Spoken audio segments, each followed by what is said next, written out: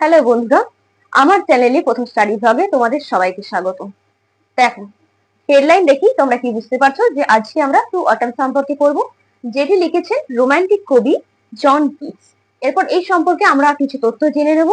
এই কবিতাটিকে বলা হয় অড, যেটাকে আমরা বাংলায় বলি গীতিকাব্য, আর এটি লেখা হয়েছিল 1819 খ্রিস্টাব্দে।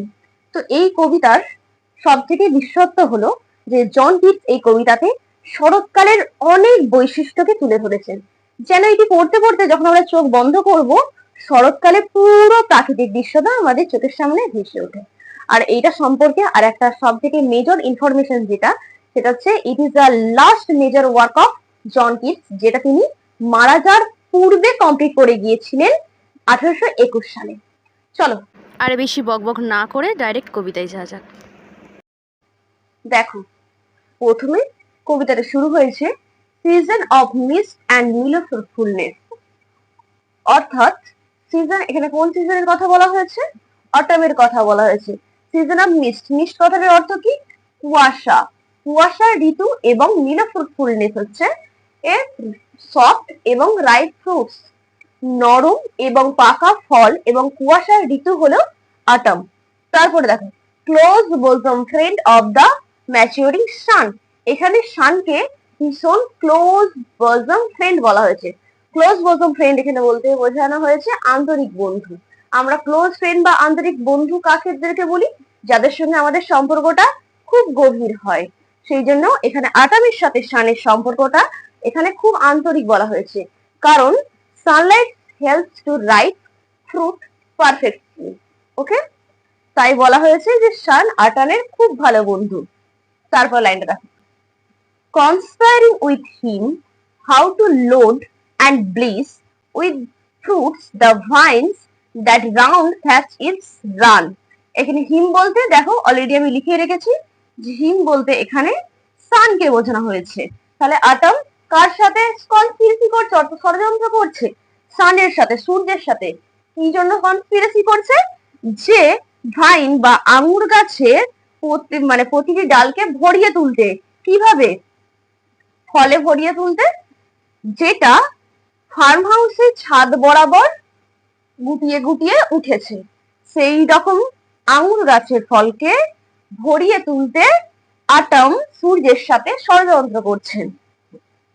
Two bend with apples that most cottage trees, to bend মানে এখানে ঝুঁকে পড়া, উইথ অ্যাপেলস, অ্যাপেলস কখন ঝুলে পড়ে? গাছ থেকে, যখন গাছটা পুরোপুরি ভর্তি হয়ে থাকে।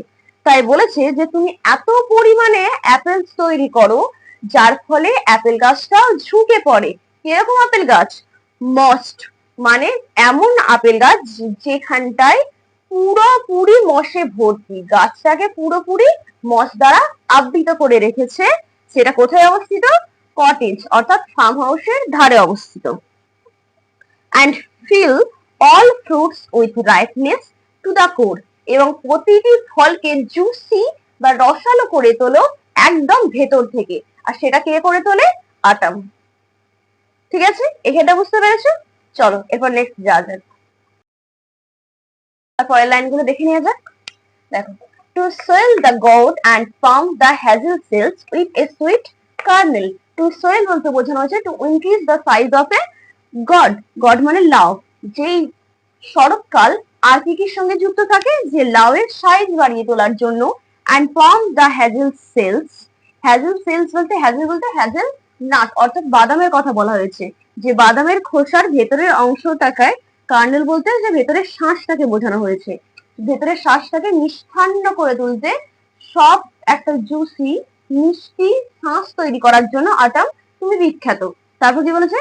to set budding more and still more later flowers for the bees, to set budding মানে বাডিং মানে বিকাশমান। তুমি এত পরিমাণে ফুলের কুঁড়ি তৈরি করো, এত পরিমাণে ফুলের কুঁড়ি তৈরি করো, এবং যা তারপর যখন তার থেকে ফুল ফোটে অর্থাৎ লেটার ফ্লাওয়ার, সেটা লেটার ফ্লাওয়ার্স বলতে আটামের যে সমস্ত ফুলগুলো ফোটে সেই সমস্ত ফুলগুলোর কথা বলেছে। যখন ফুলগুলি ফোটে তখন মৌমাছিরা কি করে? ফুলের মধু আনতে যায়। তারপর কি করে? আনটিল দে থিঙ্ক, দে বলতে এখানে বীজের কথা বলা হয়েছে, মৌমাছিদের কথা বলা হয়েছে। Until they think warm days will never cease. এখানে ওয়ার্ম ডেজ বলতে সামারকে বোঝানো হয়েছে। যখন তারা ফুলের মধু আনতে যায় তখন তারা ভাবতেই পারে না যে গ্রীষ্ম এখনো চলছে, সামার ইজ স্টিল কন্টিনিউ। কারণ গরমকাল মানে হচ্ছে ফুল, কারণ flower is associated two summer, তাদের মাথায় মনে হয়, মৌমাছিদের মাথায়। তো সেই জন্য তারপর কি বলেছে দেখো, ফর সামার হ্যাজ ওভার ব্রেমড দেয়ার কামি স্টিক। এখানে কামি বলতে আঠালো।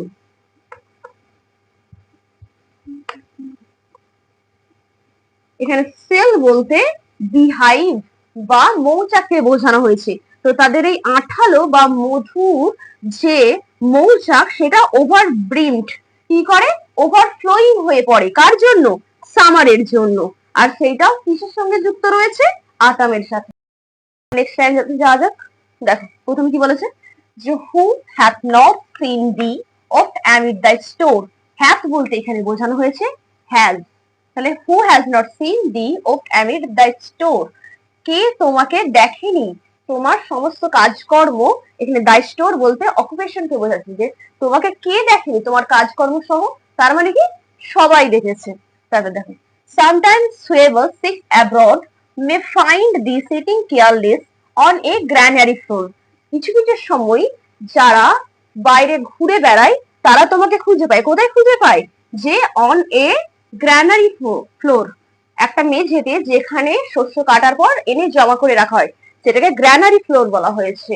সেখানে ওই গ্রানারি ফ্লোরে তোমাকে খুঁজে পাওয়া যায় কিভাবে, তুমি বসে থাকো কেয়ারলেসলি। তারপর দেখো, দাই হেয়ার তোমার চুল soft lifted by the winnowing wind. Winnowing wind বলতে বোঝানো হয়েছে হালকা বাতাস, যেগুলো শস্যের কম্পোনেন্ট গুলোকে আলাদা করতে সাহায্য করে থাকে, লাইক এ হারভেস্টার। এখানে আটামকে হারভেস্টারের সাথে তুলনা করা হয়েছে। তাই এই লাইট উইন্ডটা কি করে, যে তোমার চুলকে সফট লিফট করে বা হালকা ভাবে উড়িয়ে দেয়। তারপর দেখো, or on a half reaped furrow sound asleep drowse with the fume of poppies. আবার কেউ কেউ, যেখানে ধরো অর্ধেক জমিটা কাটা হয়ে গেছে, সেরকম অর্ধেক জমির কাটা লাইনে তোমাকে খুঁজে পায় কি অবস্থায়, অ্যাসলিপ বা ঘুমন্ত অবস্থায়, যেখানে drowse with fume of poppies. Fume of poppies বলতে পপিজ ফুলের গন্ধে তুমি অবসন্ন অবস্থায়, ঘুমন্ত অবস্থায় সেই অর্ধেক কাটা জমির রোয়েতে তোমাকে খুঁজে পাওয়া যায়। তারপর দেখো, while thy hook spears the next swap and all its twinned flower। দেখো টুইন্ড মানে আমি লিখে রেখেছি যে টুইস্টেড বা পাকানো ফুল, ঠিক আছে। while thy hook, হুক বলতে এখানে শস্য কাটার জন্য যে যে জিনিসটা ব্যবহার করা হয়, আমাদের এখানে কাস্তে ব্যবহার করা হয়, সেই হিসেবে আমরা হুককে কাস্তের সঙ্গে বা সেকেলসের সাথেও তুলনা করতে পারি। যে এক্ষেত্রে তোমার কাস্তে যখন সেই শস্যগুলো কেটে ফেলা হয়, সেগুলো যেগুলো স্টাম্পস গুলো যেগুলো পড়ে থাকে লেফট ওভার হয়ে, সেইগুলো জমিতে পড়ে থাকে কাদের সাথে, যে টুইন ফ্লাওয়ার, যে পাকানো পাকানো ফুলগুলো কাটা থেকে বেঁচে যায়, সেইগুলো মাঠের মধ্যে লেফট ওভার হয়ে পড়ে থাকে। ঠিক আছে, চলো নেক্সট টাইম দেওয়া যাক। দেখো, and sometimes like a gleaner thou dost keep steady thy laden head across a brook। কিছু কিছু সময় like a gleaner মানে শস্য সংগ্রাহক, যারা শস্য কাটার পর শস্য মাথায় করে নিয়ে আসে তাদেরকে বলা হয়েছে গ্লিনার। এই শস্য সংগ্রাহক তাকিয়ে থাকে অপলক দৃষ্টিতে, ভারাক্রান্ত মাথা নিয়ে অপলক দৃষ্টিতে কেন তাকিয়ে থাকে, কারণ হচ্ছে যখন সে একটা ব্রুক, ব্রুক মানে এখানে ছোট নদী, ছোট নদী পার হওয়ার সময় তুমি অপলক দৃষ্টি নিয়ে তাকিয়ে থাকো। তারপর দেখো, or by a cedar press with patience look thou watchest the last oozing hour by hours। মাঝে মাঝে তোমাকে দেখা যায় যে তুমি খুব একটা শান্ত ধৈর্যশীল দৃষ্টি নিয়ে তাকিয়ে আছো, কার দিকে তাকিয়ে আছো, সিডার প্রেস। সিডার প্রেস বলতে, সিডার বলতে আপেল রস, তাহলে আপেল রস যেখান দিয়ে বের করা হয় বা যে যন্ত্রটা, যে মেশিনটা ব্যবহার করা হয়, সেটাকে এখানে সিডার প্রেস বলা হয়েছে। তো সেই দিকে তুমি তাকিয়ে থাকো, কখন তাকিয়ে থাকো, যে দ্য লাস্ট ওজিং। ওজিং মানে আমাদের ক্ষরণ, অর্থাৎ আপেল যখন টপকে টপকে শেষ বিন্দুটাও টপকে টপকে পড়ে, সেইটার দিকে তুমি ঘন্টার পর ঘন্টা তাকিয়ে থাকো। ঠিক আছে, চলো থার্ড স্ট্যান্ডার্ড শুরু করা যাক। তারপর কি বলেছে দেখো থার্ড স্ট্যান্ডার্ডে, যে where are the songs of spring, hey where are they. Where are the songs of spring মানে এখানে অটামের কথা হচ্ছিল, স্প্রিং কোথা থেকে এলো তুলনা করার জন্য, যে কোথায় গেল স্প্রিং এর গানগুলো। কারণ আমরা সবসময় বসন্তের গান শুনতেই বেশি পছন্দ করি, চারিদিকে বসন্তের গান, কিন্তু এখানে বলেছে যে কোথায় গেল সেই বসন্তের গান। আই রিপিট, হোয়ার আর দে, কোথায় গেল তারা। তারপর কি বলছে, থিঙ্ক নট অফ দেম, তাদের কথা ভেবো না, তাদের কথা ভেবো না। কারণটা হচ্ছে thou hast thy music too, you have your own music, তোমার নিজের গান আছে, শরতের গান আছে, তাই ডোন্ট থিঙ্ক অফ দেম। তারপর আছে, তারপর লাইনটা দেখো, while barred clouds bloom the soft dying day. Dying day বলতে এখানে ইভিনিং টাইমটাকে বোঝানো হয়েছে, যেখানে দিনের শেষ হয়ে যাচ্ছে। ডাইং ডে মানে দিনের শেষ, অর্থাৎ ইভিনিং স্কাইতে বার্ড ক্লাউডস মানে শ্যাডোড ক্লাউড কে বোঝানো হয়েছে। এই শ্যাডোড ক্লাউড গুলো ছড়িয়ে আছে, ব্লুম মানে এখানে ছড়িয়ে থাকা বোঝানো হয়েছে, যে ছড়িয়ে আছে, কোথায় ছড়িয়ে আছে, যে ইভিনিং স্কাইয়ে হালকা ভাবে ছড়িয়ে আছে শ্যাডোড ক্লাউড গুলো, মেঘগুলো।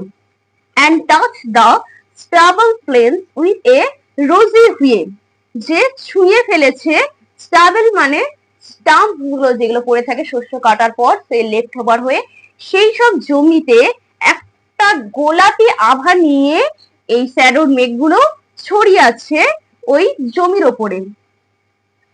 দেন in a wailful choir the small gnats মমস, এখানে নাটস বলতে মশার দলকে বোঝানো হয়েছে। দেখো এখানে কোয়ের যে কথাটা বলা হয়েছে এটা সম্পূর্ণ হচ্ছে গ্রিক শব্দ কোরাস থেকে এসেছে। কোরাস কথাটির অর্থ হলো এ ব্যান্ড অফ সিঙ্গার, একদল গায়ক। একদল গায়কটাকে কাদের সঙ্গে তুলনা করা হয়েছে, মশার দলের সাথে। তারা কি করছে, যে বিলাপ করে চিৎকার করছে, হাহাকার জুড়ে দিয়েছে। অর্থাৎ এখানে মশার একদল, মশার যে চিৎকার সেটাকে হাহাকার বলে ধরে হয়েছে। তো এখানে বলেছে মশার দলেরা, একটা স্মল নাটস মমস মানে ছোট ছোট মশার দলেরা গায়ক দলের মতো বিলাপ করে হাহাকার করছে। কোথায় করছে, অ্যামং দ্য রিভার সোয়ালেস, সোয়ালেস বলতে উইলো ট্রি, উইলো গাছের যে বন দেখতে পাওয়া যায় নদীর পাশে, সেখানে মশার দলেরা ভীষণ ভাবে আওয়াজ করছে, যে আওয়াজে আমাদের ঘুমের 12টা বেজে থাকে। তো সে ভীষণ রকমের আওয়াজটা করছে। দেখো তারপর কি হচ্ছে, বন অ্যালফট, অ্যালফট মানে ভীষণ উঁচুতে ওঠা, সেই আওয়াজটা বাড়ছে, অর সিঙ্কিং আবার কমে যাচ্ছে। As the light wind lives or dies, এই হালকা বাতাসের গতি যখন বাড়ছে তখন মশাদের আওয়াজ বাড়ছে, আবার যখন আওয়াজ কমে যাচ্ছে তখন মশাদের আওয়াজও কমে আসছে। ঠিক আছে, তারপরে দেখো কি আছে, and full grown lands loud bleats from hilly bonds, বন বলতে এখানে বাউন্ডারি বা ঘেরাটোপকে বোঝানো হয়েছে।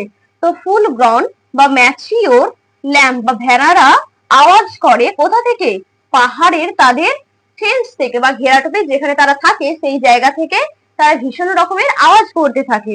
তারপর হেজ ক্রিকেট সিংস, ক্রিকেট মানে ঝিঝি পোকার দল, ঝিঝি পোকার দল গান গায় কোথা থেকে, ফ্রম দ্য বুশেস, ঝোপঝাড় থেকে তারা আওয়াজ করতে থাকে।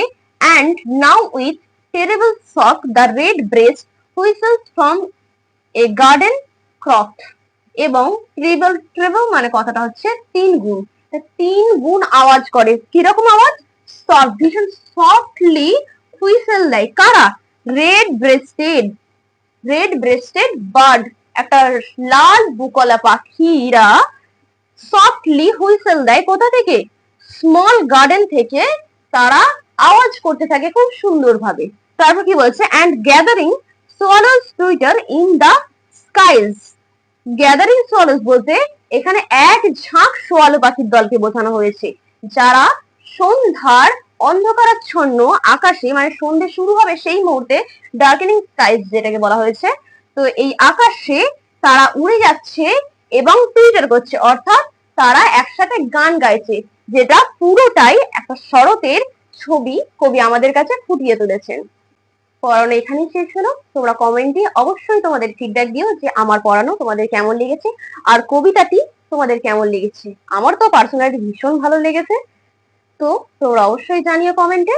আর যদি কবিতাটিতে কোনো রকম কোনো অসুবিধা থাকে সেটাও জানিও, আর আমার চ্যানেলটি সাবস্ক্রাইব করে রেখো। টাটা, পরে দেখা হচ্ছে।